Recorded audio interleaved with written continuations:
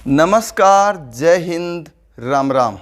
प्यारे विद्यार्थियों, पूर्व के वीडियो में हमने तत्पुरुष समास के जो अन्य भेद थे, जैसे द्विगु है, अलूक है, उपपद है, लुप्त पद है, मध्यम पद लोपी तत्पुरुष है, इनके बारे में विस्तार से जाना था। तो आइए आज हम अगले समास द्वंद्व समास के बारे में पढ़ते हैं। द्वंद्व समास कहाँ होता है, किन परिस्थितियों में द्वंद्व समास होता है, यह आज जानते हैं। द्वंद्व शब्द का अर्थ होता है जोड़ा। द्वंद्व का मतलब होता है जोड़ा।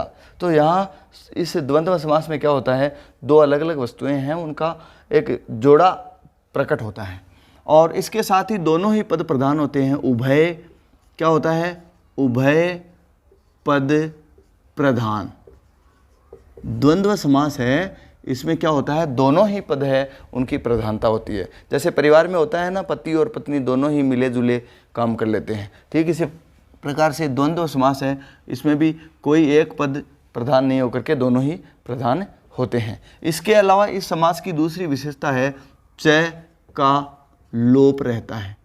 क्या रहता है, लोप। च संस्कृत का एक अव्यय शब्द है जिसका अर्थ होता है और, ठीक है। तो द्वंद्व समास का जो सामासिक पद है उसमें च का क्या रहता है, लोप, और समास विग्रह करते समय च है वो प्रकट हो जाता है, ठीक है। द्वंद्व समास है, इसकी ये तो हुई परिभाषा, ठीक है। अब हम जानते हैं द्वंद्व समास है वो तीन प्रकार का होता है। द्वंद्व समास के कितने भेद होते हैं, तीन। एक होता है इतरेतर द्वंद्व समास, एक होता है समाहार द्वंद्व समास और एक होता है एक शेष द्वंद्व समास। इतरेतर द्वंद्व समास होता है पहला, कौन सा, इतरेतर द्वंद्व समास, ठीक है। तो इतरेतर द्वंद्व समास कहाँ होता है ये हम जानते हैं। इतरेतर द्वंद्व समास होता है, देखो इतरेतर शब्द का गुण संधि लगाएंगे, शब्द होता है इतर जोड़ इतर। इतर शब्द का अर्थ होता है अलग। तो अलग अलग ये दोनों ही पद क्या होते हैं, प्रधान होते हैं, अलग अलग, ठीक है। ये दोनों ही क्या होते हैं, प्रधान होते हैं।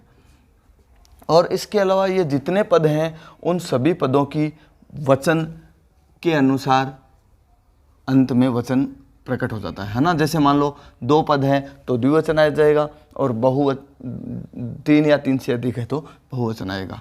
वचन है वो अंत में प्रकट होता है, अंत में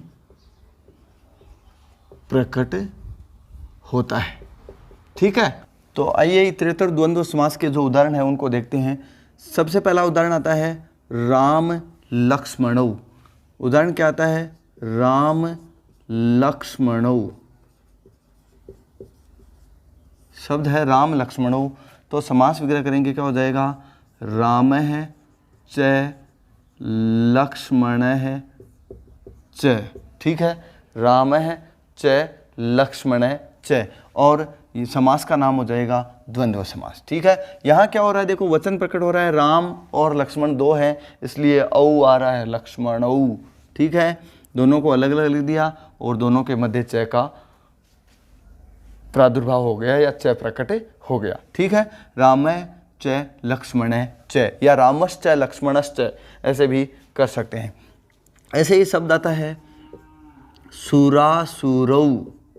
शब्द आता है सुरासुरौ, तो क्या हो जाएगा, सुरह च असुरह च, क्या हो जाएगा, सुरह च असुरह च, ठीक है। इसी प्रकार से शब्द आता है भीमार्जुनौ।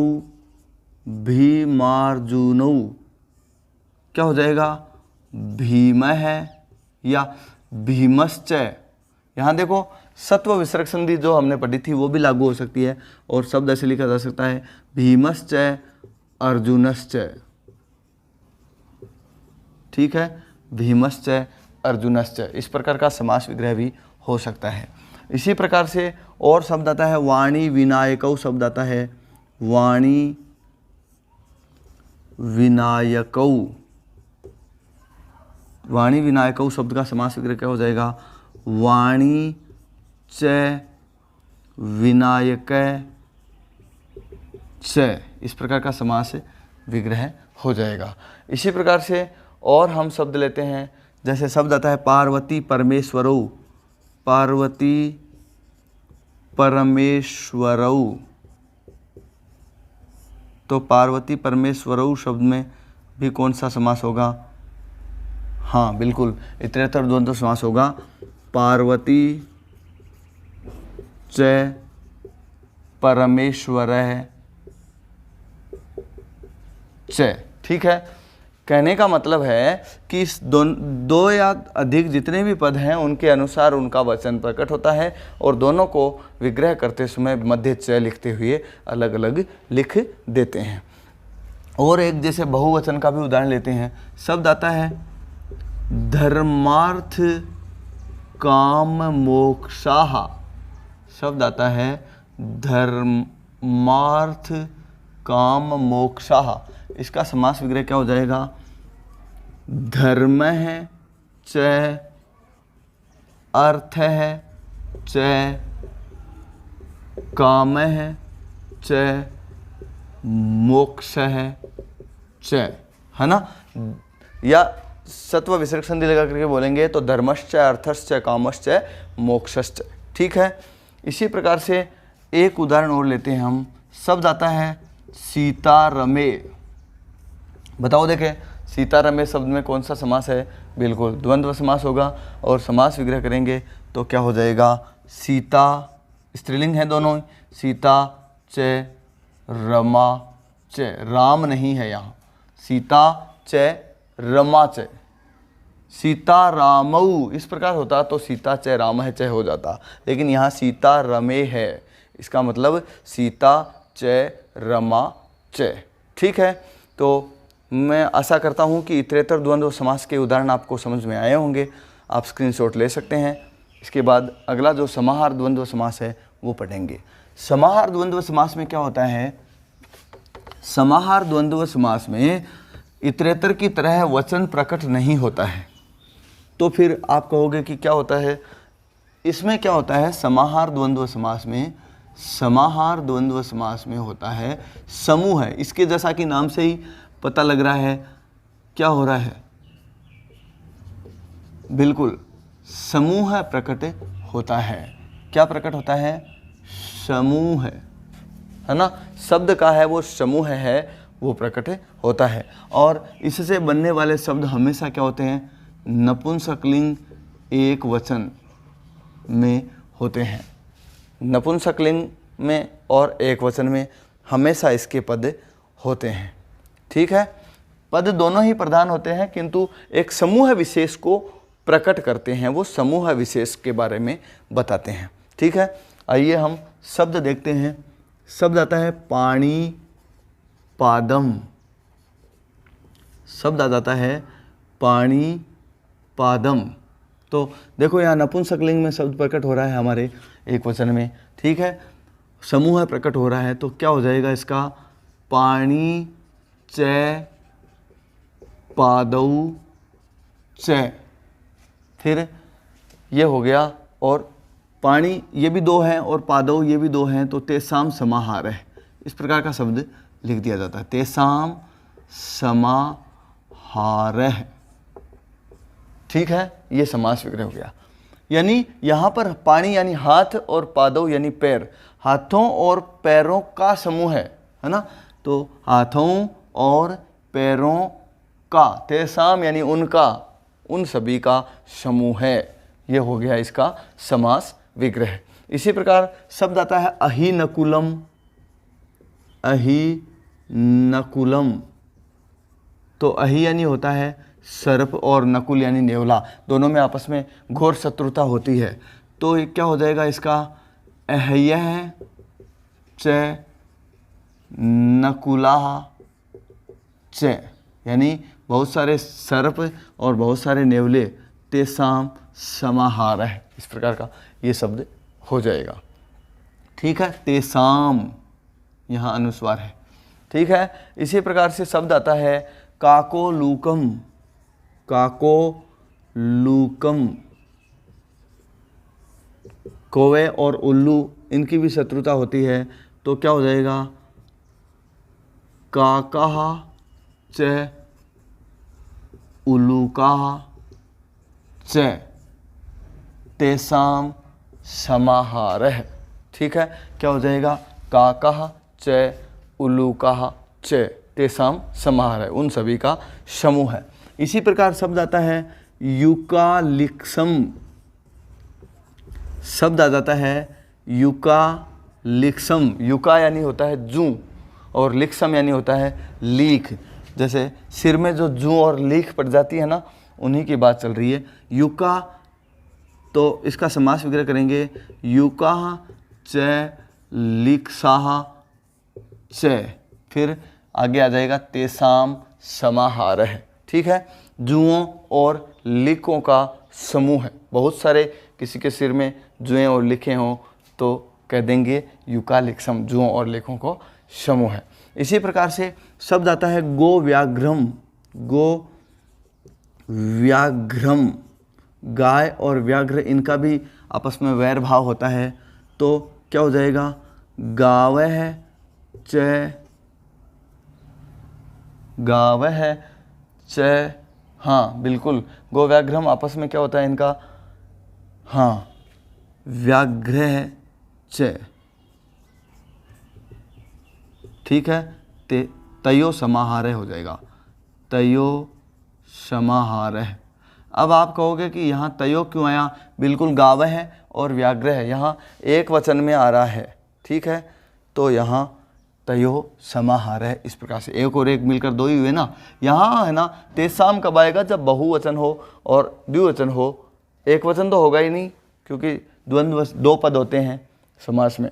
ठीक है, इसी प्रकार शब्द आता है शीतोष्णम। एक शब्द और देते हैं, शीतोष्णम। तो शीतोष्णम क्या हो जाएगा? शीतम च उष्णम च तयोः समाहारः, इस प्रकार का शब्द हो जाएगा। कहने का मतलब ये है कि जो समाहार द्वंद्व समास है, इसमें क्या होता है? पद है वो हमेशा नपुंसकलिंग एक वचन का होगा। इसके अलावा इसमें शब्द में क्या होगा? तेषां समाहारः, इस प्रकार से, या तयो समाहारः, इस प्रकार से शब्द है उनका समूह है प्रकट होगा। ठीक है, अब आप इसका स्क्रीनशॉट ले सकते हैं। इसके बाद हम एक शेष द्वंद्व समास, जो द्वंद्व समास का तीसरा भेद है, उसको जानेंगे, उसके बारे में अध्ययन करेंगे। एक शेष द्वंद्व समास कौन सा? एक शेष द्वंद्व समास। एक शेष द्वंद्व समास कहाँ होता है? किन परिस्थितियों में होता है? एक शेष द्वंद्व समास कहाँ होता है? जब दोनों ही पदों में से केवल एक ही शेष बचे, यानी एक ही पद शेष बचता हो, तो वहाँ पर होता है एक शेष द्वंद्व समास। कहाँ होता है? जब दोनों पदों में से कोई एक ही पद शेष रहता है, तो वहाँ होता है एक शेष द्वंद्व समास। जैसे एक ही पद शेष रहता है। ठीक है, तो वहाँ पर होता है एक शेष द्वंद्व समास। जैसे उदाहरण हम देखते हैं, शब्द आता है छात्रौ, तो क्या हो जाएगा? इसका समास विग्रह करेंगे छात्रा च छात्रः च। छात्रा और छात्र दोनों मिलकर के क्या हो गए? छात्रौ। एक ही पद शेष रह रहा है, वचन तो प्रकट हो रहा है लेकिन पद एक ही शेष रह रहा है, तो एक शेष द्वंद्व समास होता है। ठीक है, इसी प्रकार से शब्द आता है चटकौ। चटकौ, चटकौ में क्या होता है? चटका च चटकः च, यानी चिड़िया और चीड़ा, इन दोनों में से एक ही पद शेष बह रहा है। चटको, चटकः, चटका च चटकः च। इसी प्रकार से शब्द आता है भ्रातरौ। भ्रातरौ शब्द, इसका समास विग्रह करेंगे तो स्वसा, स्वसा यानी बहन, स्वसा च भ्राता च, इस प्रकार का शब्द बन जाएगा भ्रातरौ, और समास का नाम एक शेष द्वंद्व समास। इसी प्रकार से शब्द आता है पितरौ। शब्द क्या आता है, पितरौ, तो क्या हो जाएगा, माता च पिता च, इस प्रकार का समास विग्रह हो जाएगा और समास यही द्वंद्व समास। इसी प्रकार से शब्द आता है फले, फले में क्या हो जाएगा, फलम च फलम च, फलम च फलम च, इस प्रकार का समास विग्रह हो जाएगा फले। ठीक है।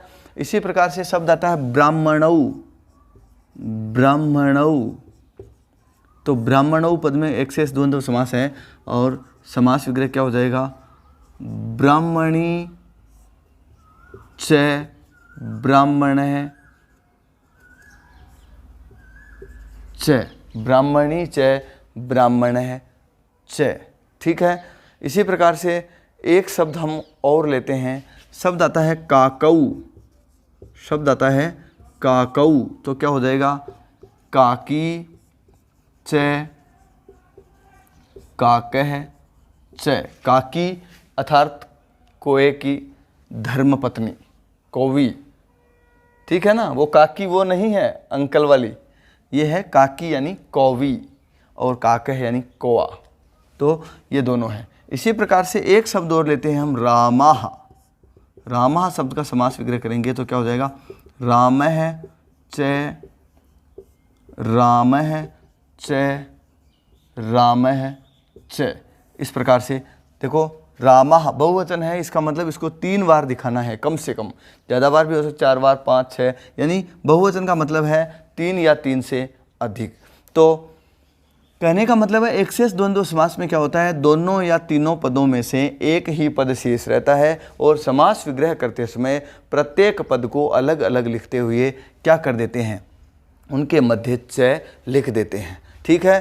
तो प्यारे विद्यार्थियों, आज की क्लास जो द्वंद्व समास पर आधारित क्लास थी वो आपके समझ में आ गई होगी, मैं ऐसी आशा करता हूं। और आपने यदि अभी तक चैनल को सब्सक्राइब नहीं किया है तो चैनल को सब्सक्राइब करें और प्रत्येक वीडियो देखें, क्योंकि व्याकरण एक ऐसा जो बिंदु है, ऐसा प्रकरण है, भाषा का ऐसा पार्ट है, भाग है, जिसको नियमित रूप से देखने पर ही व्याकरण समझ में आती है। इसलिए व्याकरण के वीडियो को प्रारंभ से अंत तक और प्रथम से लास्ट तक, यानी सभी वीडियो और पूरे टाइम के देखोगे तभी समझ में आएगा। इसलिए आप नियमित रूप से क्लास को देखें। तो मिलेंगे अगले समास के साथ, अगले वीडियो के साथ। तब तक के लिए जय हिंद, जय भारत।